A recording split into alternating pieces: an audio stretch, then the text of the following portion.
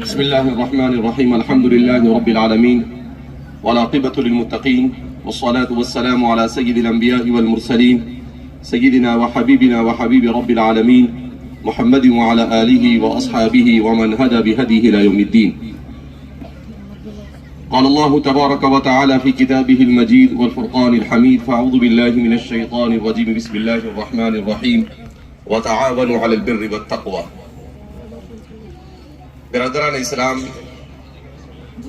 طلبہ اعظام اور حضرات علماء کرام اور اسٹیج پر جلوہ افروز مہمانان اعظام،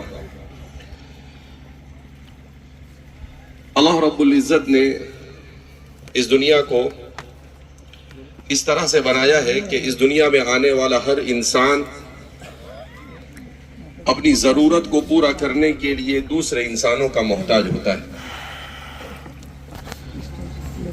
امام ماوردی فرماتے ہیں کہ اگر اللہ رب العزت نے انسانوں میں محتاجی نہ ڈالی ہوتی کہ ہر انسان اپنا کام اپنے سے کر لیتا تو شاید روئے زمین پر ہر انسان فرعون بن کر پھرتا.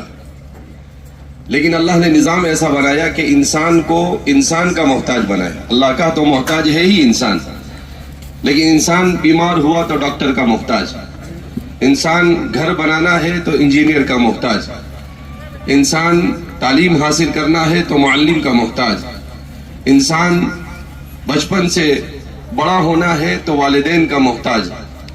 تو اس طرح سے انسان ہر جگہ پر اس کو اللہ نے محتاج بنایا، اس طور پر کہ وہ فخر اور تکبر کے ساتھ زندگی نہ گزارے اور اسے اس بات کا احساس ہمیشہ لگا رہے کہ میں اپنے خالق کا بھی محتاج ہوں اور ایک دوسرے انسان کا بھی میں ہمیشہ محتاج ہوں، تو میں کیوں تکبر کروں. تو اس سے اس کے اخلاق میں سدھار آتا ہے.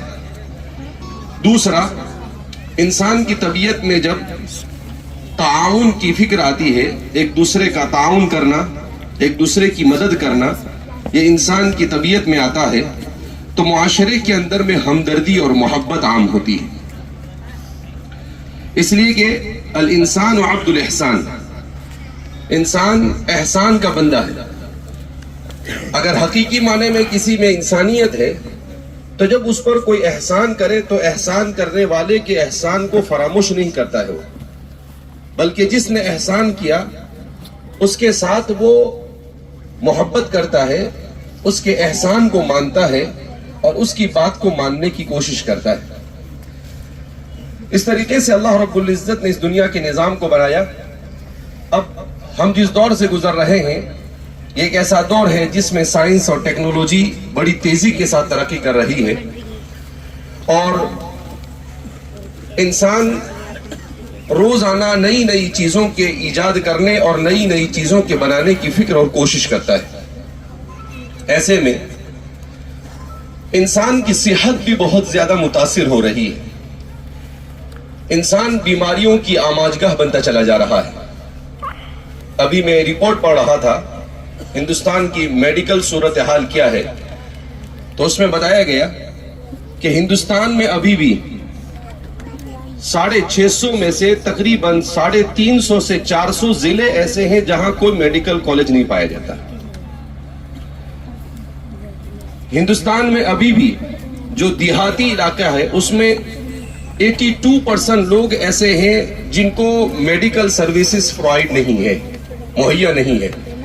شہر میں رہنے والے وہ بھی 50% ایسے ہیں جن کو میڈیکل ٹریٹمنٹ کے سلسلے میں دشواری کا سامنا ہے. ہندوستان میں ڈاکٹر جتنے ہونے چاہیے لاکھوں کی تعداد میں ڈاکٹر میں کمی ہے، اور جو ہیں ان کے دل میں بھی جیسی ہونی چاہیے انسانیت کی ہمدردی نہیں ہے. تو اس لیے اللہ جزائے خیر عطا فرمائے ہمارے والد صاحب حضرت مولانا غلام محمد وستانوی صاحب دامت برکاتہم کو کہ آپ نے جہاں پر دینی تعلیم کی فکر کی وہیں پر امت کو اور اس ملک کے باشندوں کو عصری تعلیم سے آراستہ کرنے کی بھی فکر کی. اسی سلسلے کی ایک کڑی میں ہم یہاں پر جمع ہیں. الحمدللہ ویسے جامعہ اس کی نگرانی میں 120 ادارے کام کر رہے ہیں، کمپلیکس ہے ملک کے مختلف خطوں میں، اور 2200 سے زیادہ مکاتب کا نظام پھیلا ہوا ہے۔ ان سب میں مل کر تقریباً 2 سے 2.5 لاکھ بچے تعلیم حاصل کر رہے ہیں، اور اب تک کے جامعہ کی نگرانی میں 26,000 بچوں نے قرآن کریم کا حفظ مکمل کیا، 26,700 طلباء نے، 9,000 کے قریب طلباء نے عالمیت اور فضیلت کی سند حاصل کی، تقریباً 10,000 سے زیادہ طلباء نے قراءت کی سند حاصل کی، 2,500 بچے اب تک کے ڈاکٹر بنے، اور 10,000 سے زیادہ بچے جنہوں نے انجینئرنگ کے مختلف کورس سے تعلیم حاصل کی۔ اسی طریقے سے 10,000 کے قریب طلباء نے فارمیسی کا کورس مکمل کیا۔ تو الحمدللہ یہ بڑی تعداد میں طلباء نے دینی تعلیم اور عصری تعلیم دونوں میدانوں کے اندر میں اپنی تعلیم کو مکمل کیا۔ ہمارے والد صاحب کہتے ہیں کہ میں نے ان کالجز کو جو بنایا ہے، اس کا مقصد اچھا انسان بنانا، اور اچھا انسان بنانے کے لیے اچھے ماحول کا ہونا ضروری ہے، اور جتنا اچھا ماحول ہمارے مدرسے فراہم کر سکتے ہیں اتنا اچھا ماحول دنیا میں کوئی نہیں فراہم کر سکتا ہے۔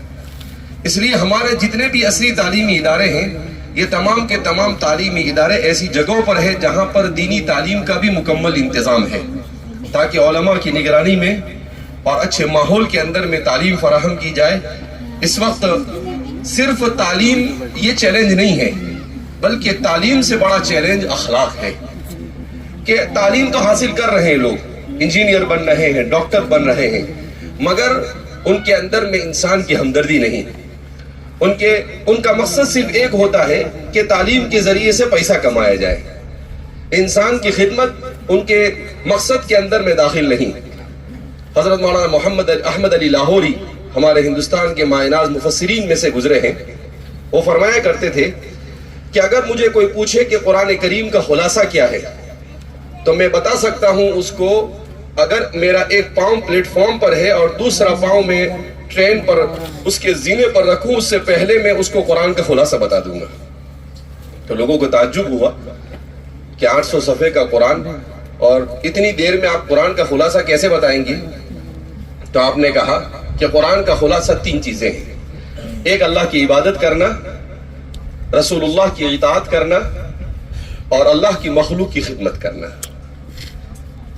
ہمارے یہاں کیا ہوتا ہے، جو ایک اللہ کی عبادت کرنے والے ہیں بہت سارے، وہ صرف اسی پر فوکس کرتے ہیں اور اللہ کے رسول کی اطاعت کو چھوڑ دیتے ہیں۔ کچھ لوگ صرف حضور کی محبت کا دعویٰ کرتے ہیں اور کوتاہی اطاعت میں کوتاہی کرتے ہیں۔ کچھ لوگ جو صرف خدمت خلق پر فوکس کرتے ہیں اور عبادت اور اطاعت کو چھوڑ دیتے ہیں۔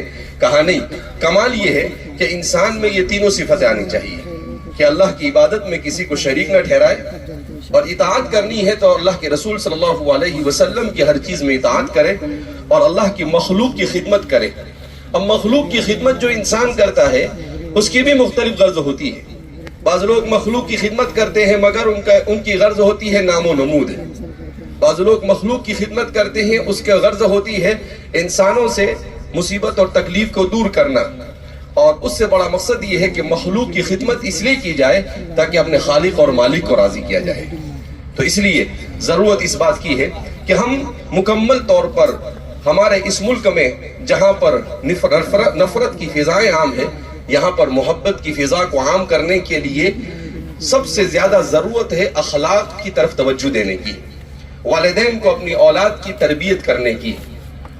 اسکول میں، مدرسوں میں، کالجوں میں یہاں تعلیم سے زیادہ اخلاق اور تربیت کی طرف توجہ دینے کی ضرورت ہے، اس لیے کہ آدمی کتنا ہی بڑا بن جائے مگر اگر اس کے اخلاق اچھے نہیں، اسے بولنے کی تمیز نہیں ہے، اسے چلنے کی تمیز نہیں ہے، اسے بیٹھنے کی تمیز نہیں ہے، اسے کہاں غصہ کرنا کہاں غصہ نہ کرنا ان چیزوں کا اس کے علم نہیں ہے، تو ظاہر سی بات ہے کہ انسان کتنے ہی اچھے ایجوکیشن ہونے کے باوجود بھی اس کا کوئی وزن نہیں ہوتا ہے معاشرے میں۔